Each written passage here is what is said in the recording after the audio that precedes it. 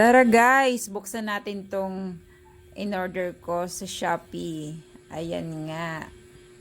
Excited yung mga anak kong buksan. Kaya ayan, tingnan natin kung legit nga ito. Dahil nga nag-request yung anak ko na mag-order nitong truly pushcart dahil nga nahihirapan siya.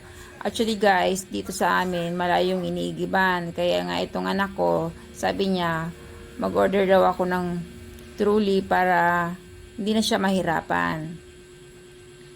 Ayun nga guys, may 2 gulong at 3 ropes na libre.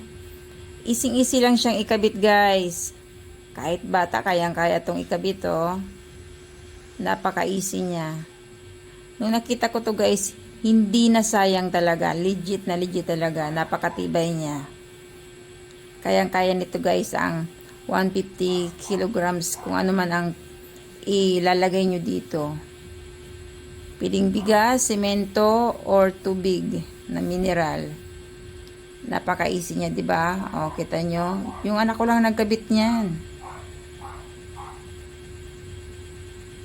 Ayan o. Ang hilig kasi nitong anak ko magkakalikot. Kaya yan, siya na lang daw ang bahala. Kaya ako ito, tamang video-video lang. At tinitinan ko tama lang ang kanyang ginawa. Ayan. Tuwang-tuwa siya eh.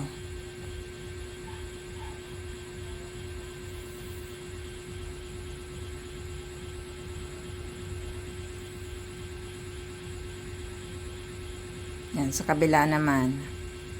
Adjustable pala nito yung hawakan guys, kaya kahit malaking tao, matangkad yung tao yung magdadala, ay hindi mahihirapan.